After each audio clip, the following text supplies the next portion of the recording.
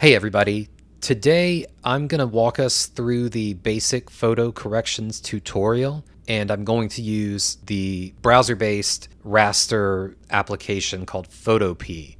That's Photopea.com. And so you can go to this in any web browser, type in this address, and then you can work in a way that's very similar to Photoshop and do these basic corrections that we're going to work through in this tutorial. I've already downloaded the file that we will use to do this tutorial. And so after going to photopea.com, right there, I'm going to click on Open from Computer. Then I have this basic corrections file. I'll double click it to open it. And here we see this image that we want to make some changes to. If you've seen Photoshop or Adobe applications before, you can tell, it looks a lot like Photoshop, which is great, for us so that we can practice these techniques. First thing we'll do is go to crop the image. I can come over here on the left-hand side and choose the crop tool, and we can click and drag on these handles to crop the image however we like. If we want to constrain the proportions, like if we wanted to make it square or something, we could change the ratio 1:1, right? And click and drag that around to get the composition we like. It draws in this rule of thirds for you in the middle, the little tic-tac-toe lines. We can use the free crop or a fixed size where we would then enter in the actual pixel numbers that we want to use. But we don't want to use that in our case. This image looks pretty straight, but if I wanted to straighten it or change its kind of angle, let's make the bridge the parallel line across the middle of the picture. So again, still in the crop tool, click on straighten layer, and I'll draw along the line of something I think needs to be straight. And now you can't really tell, but what Photopea does, it actually has drawn you see how it's just a minor change. And it's kind of shifted those crop lines. So let me press Command 0 to bring that back on the screen. And because I like that crop, you'll kind of see it move now. I'll click the check mark to confirm. Boop. And did you see the bridge kind of move? I'll do Command Z so you can see it change back and forth.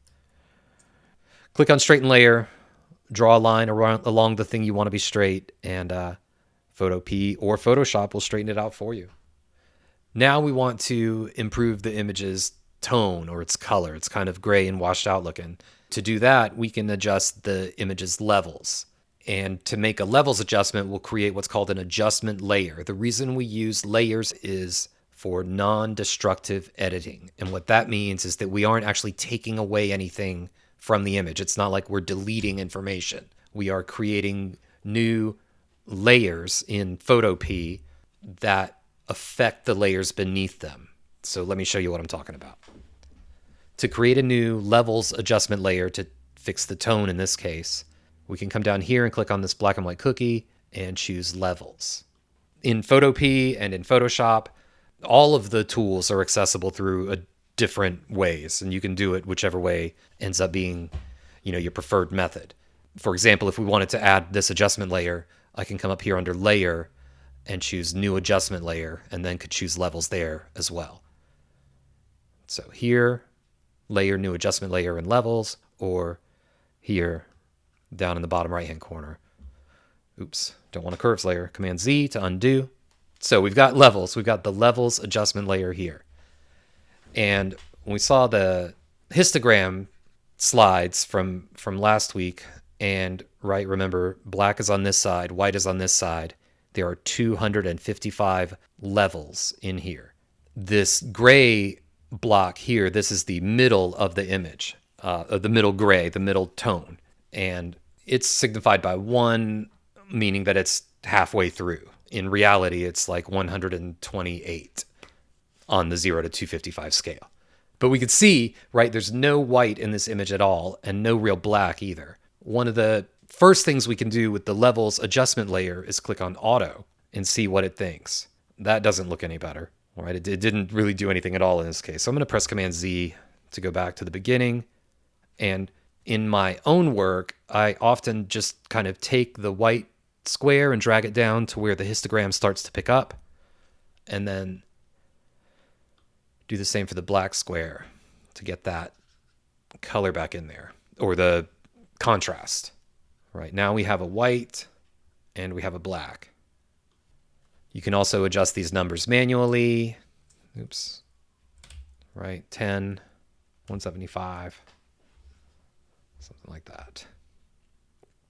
You can also tell the image what the white and black values are with these sample from image markers. In Photoshop, these are little like eyedroppers. Here in Photopea.com, they're these little squares. So, right, you can look at an image and say, what part of this, what do I want to be black in this image? Usually it's some kind of shadow. We'll look in her hair, right? Down here at the bottom of her hair. This is the darkest part of the image. So we can have the whole image's color recalculated based on what we choose here, right? And that's not going to work.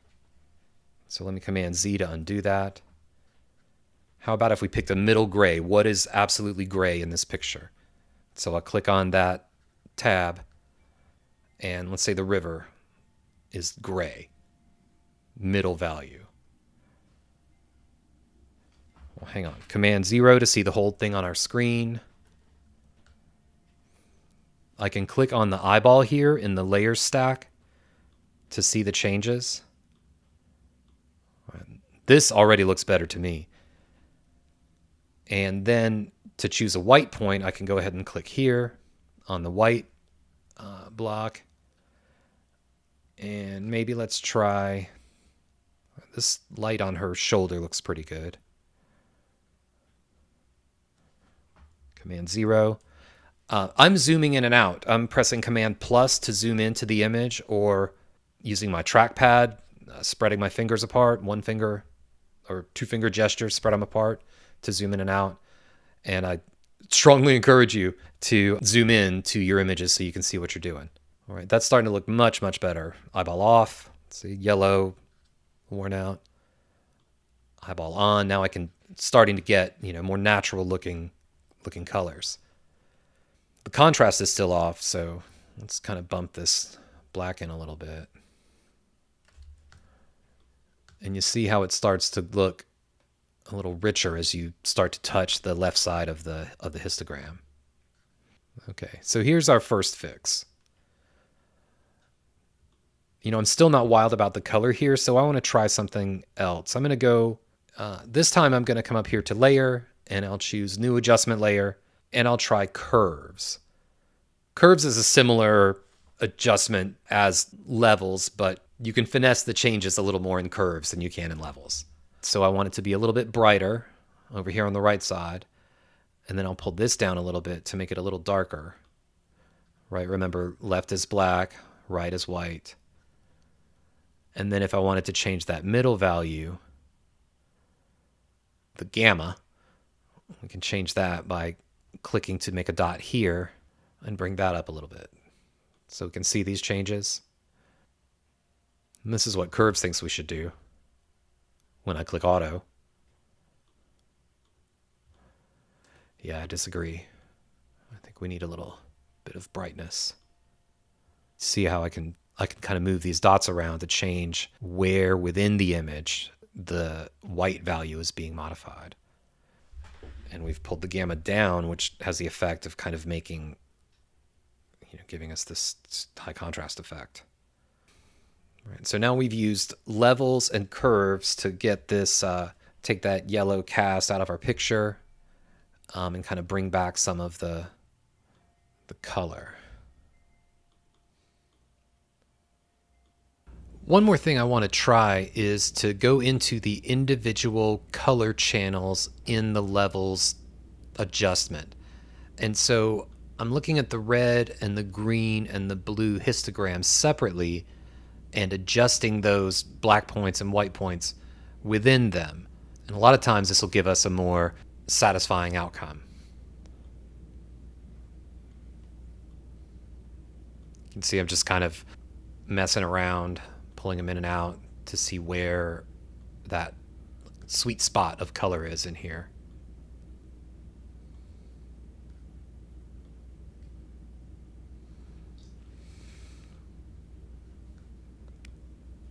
That's looking good.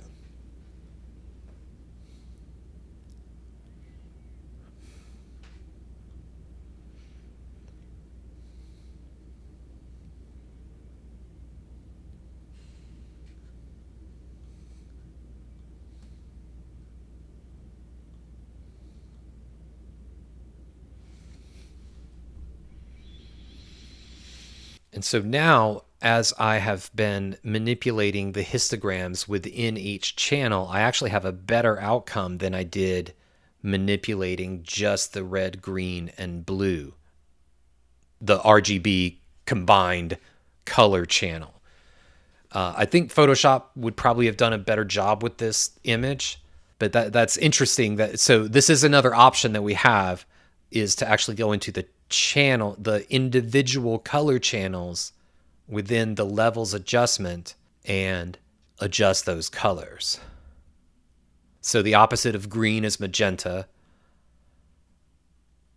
And so as I drag it in and out, I get more and less of that magenta color.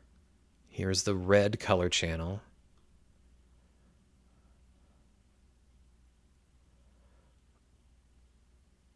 Opposite of which is green. And this is the blue color channel. So I'm individually manipulating each color channel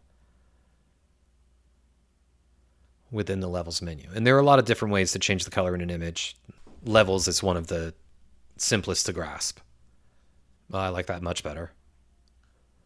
Let's go back to the RGB channel and see what happens when we just do. We'll leave that about where it was. I want to make it a little brighter day, so I'm letting some of these cloud details go by dragging it in a little further. There, that's a solid levels adjustment. So this image also has like a little damage right here, this crease right down the middle. And what we can do with that is use this remove tool. Healing brush, magic replace, all of these are healing tools. In this case, in Photopea, we're going to use the spot healing brush tool, which also has an equivalent in Photoshop. I want this to be a little bigger, bigger than the size of this crease. So I'll click up here on the top left corner where I can change the size of my brush. I'm going to make this just a little bit smaller. That's about right. Hardness will that means it's a hard edge, like I'm bearing down really hard with my pencil, or a soft edge where I'm kind of feathering out on the edges. So I want this to be a really soft edge so it'll blend in with the clouds and things. So I'll just push that on down to 0. Again, I will press Command plus, I press Return to make those changes, and press Command plus to zoom in so I can see what I'm doing. So now that I've zoomed in and can see what I'm doing, I'll choose the source, which will be the current layer, to fix this crease, and I will make the background the layer that I'm working on. And then we'll just kind of like work our way down, click and hold. You can see how well this works. It works great in Photoshop too.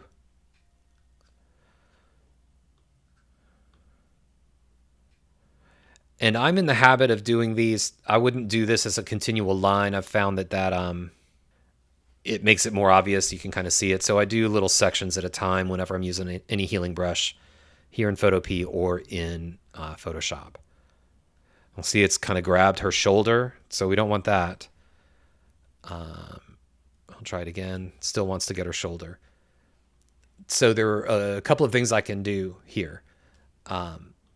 I can click on Healing Brush tool, which is similar to the Magic Healing Brush or the Spot Healing Brush.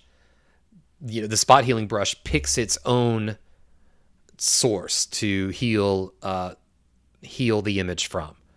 The Healing Brush tool allows me to pick where I want it to heal from. So I'll choose the Healing Brush tool. I'll come over here onto the river, and I'll hold down the Option key, and it turns in a little plus sign, and I click it. Now I've told the healing brush, you see that crosshair come up there. It's now telling me this is where it's looking to fix the image, to calculate its fixes. I haven't, you could see that crosshair is staying up here, right? That's not what I want. I actually want it to be aligned to where I want it to maintain the same relationship with my cursor. So I'll come down here, I'll press Option again, click. And now we can see that cursor is going to stay, with mine. And I'm just clicking and dragging on down On down, down, down, down. I'm gonna get real close to her hand here. Probably have to make another change there. That's what I'm gonna do though. Select another area. Go on and do this. Oops. Command Z when you make a mistake. New area. Okay. I'll press Command plus to zoom in a couple more times. See, we made a mistake on our hand here. What that is the, let's try and see if that's the feathering. I'll click on this brush and I have a hardness of 100%. So let's see. See, it wants to blend it with her hand here.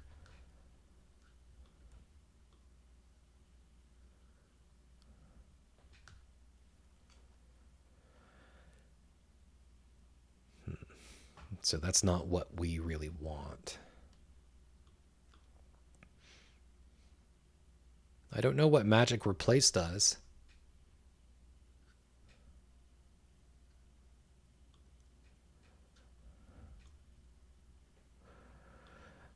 So I'm using the Magic Replace, and I'll select this and choose Remove and see what happens. Ah, Photopea wants to sell us something. So you can pay for Photopea for sort of advanced tools. Well, let's try the patch tool. And what you do with the patch tool is you just kind of circle the thing you want to heal, and then you click and hold and drag it to what you want it to use as the source.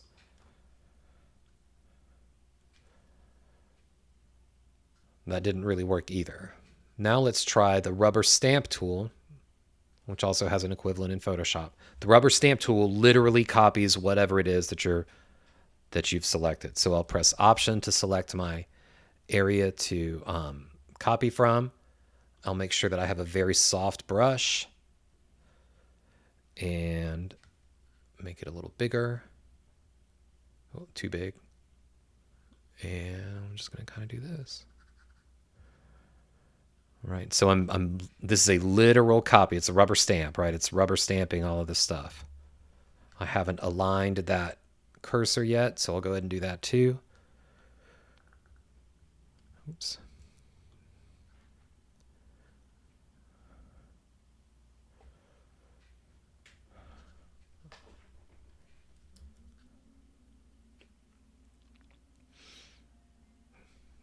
Let me make a little slightly bigger brush with maybe a little edge on it because we want the edge of her hand here. And I'll do this, Option, click to select the source, and something like that. I think I could do a better job with this, but for the purposes of our exercise, I'm going to go with it. You can also use that those healing and removal tools to remove things from your photo. So for example, say I don't want this bird up here. Boop. Bye, bird. No boat. Bye, boat. Let me undo those two things.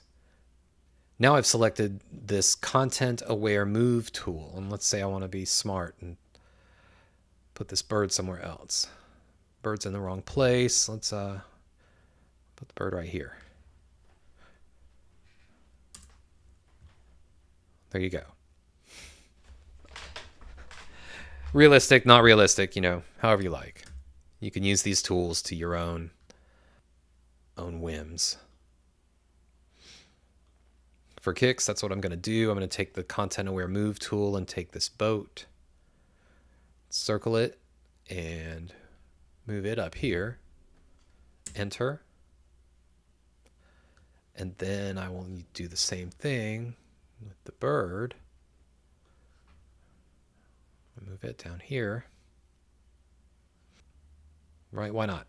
So that's some of these healing brush and content aware move tools. There are similar tools in Photoshop as well.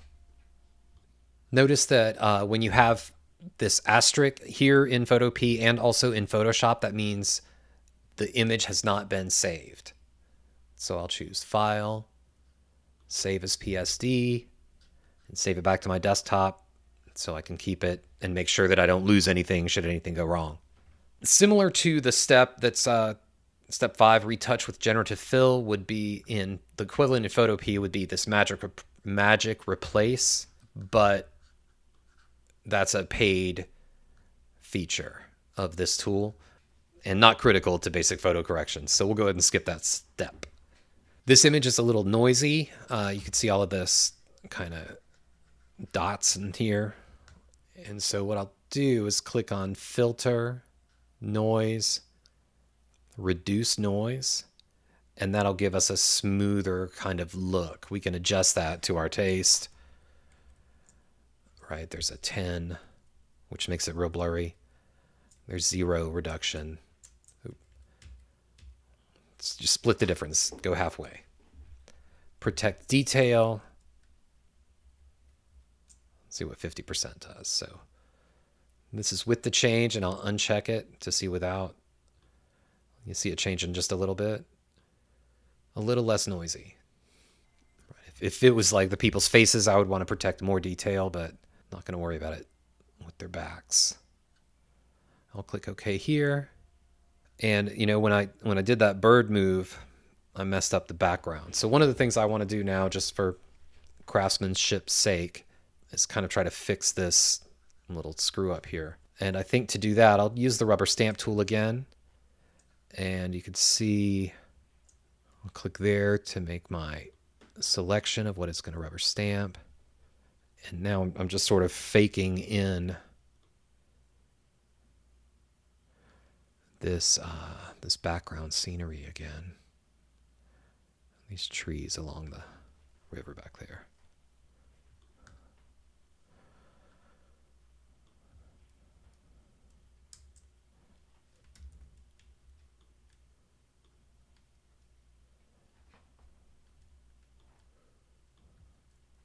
All right, that's a little better, huh?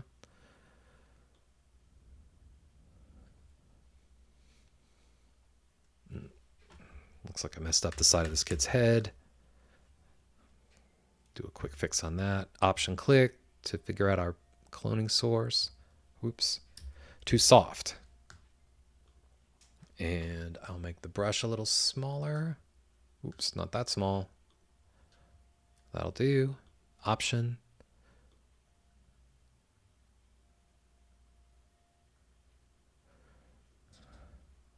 There.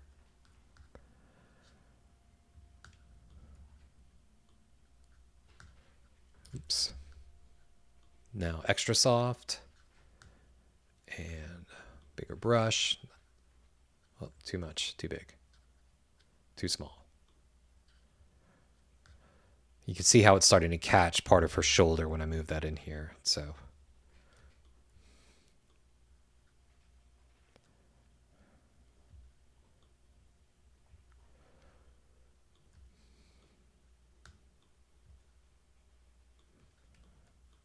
Command 0, bring it all back on screen.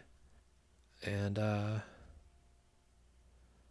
we go. Command S to save, right? The little asterisk disappeared. I made a mistake here. Normally, and I'm going to advise you all to do this, I would actually copy my background layer and call this working, because we did actually do some destructive editing on this image with the moving the bird and the ship around. And I like to always have this background image so that I always have a source to go back to. In the case of this tutorial, it's not that important, but this is a good habit to get in, is to always preserve your background image. So we can see what this actually looks like. I'm going to open up the earlier image. Okay. I'm going to press Command A to select all of it, Command C to copy it. I'll click back on the one we've been working on, and I'll press Command V to paste it. All right, so here is the original image. Original. So this is before, this is after. These are the corrections that we've just made with those various techniques. And you could see how it could have been done a little better. But Photopea is an excellent option. There are multiple raster image applications out there that you can use. We've looked at adjustment layers, levels, and curves. We looked a little bit at color channels. We looked at the healing brush tool, and we looked at the rubber stamp. Again, there are similar equivalents to all of these tools in Photoshop. The Photopea interface looks a lot like Photoshop, and you can work with PSD files. So this is a great option that you all have as you continue your raster work. Now, I've got this image. I want to turn it into Blackboard. So I'll choose File, Export as PDF. I have to click Rasterize All to apply all of those changes. We don't have any text. And the name here is Basic Corrections.